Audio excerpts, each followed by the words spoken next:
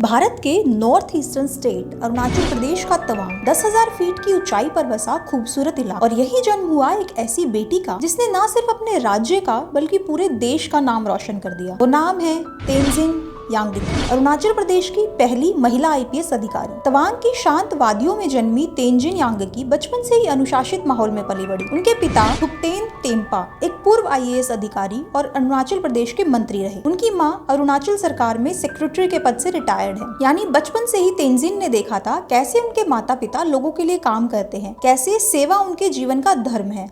लेकिन उन्होंने अपने लिए एक अलग राह चुनी। उन्होंने तय किया कि वो सिर्फ सेवा नहीं करेंगी, वो कानून की रखवाली करेंगी।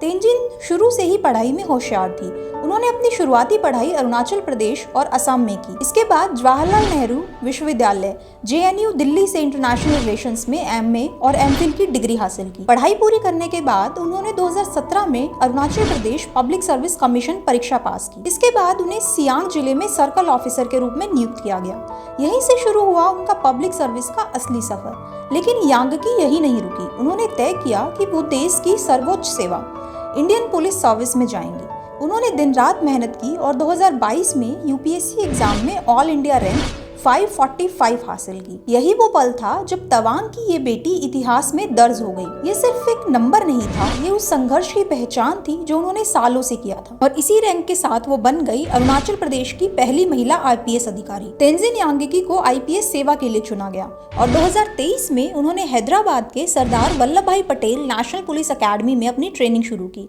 आईपीएस बनने का रास्ता आसान नहीं होता। और फिर आया वो दिन 17 अक्टूबर 2025 का।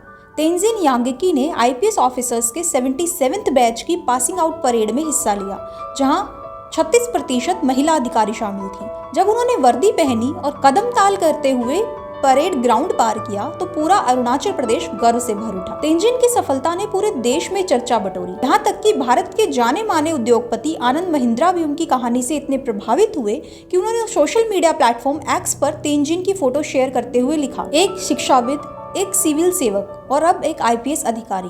वो अपने माता पिता की सेवा की विरासत को आगे बढ़ाते हुए उत्कृष्टता का अपना रास्ता खुद बना रही हैं। पहला होना कभी आसान नहीं होता। इसका मतलब है कि आप पहले अकेले चलें ताकि एक दिन दूसरे आपके साथ चलें। आज अकेले चलने से मत डरिए, दूसरे आपके पीछे चलेंगे। उनकी इस पोस्ट को उन्होंने #मंडे मोटिवेशन के साथ शेयर किया और कुछ ही घंटों में यह पोस्ट पूरे भारत में वायरल हो गया। यह उस नई पीढ़ी की कहानी थी जो कहती है, अगर रास्ता नहीं है तो रास्ता खुद बनाओ। तेंजिन यांगकी सिर्फ एक अधिकारी नहीं, वो आशा की प्रतीक है।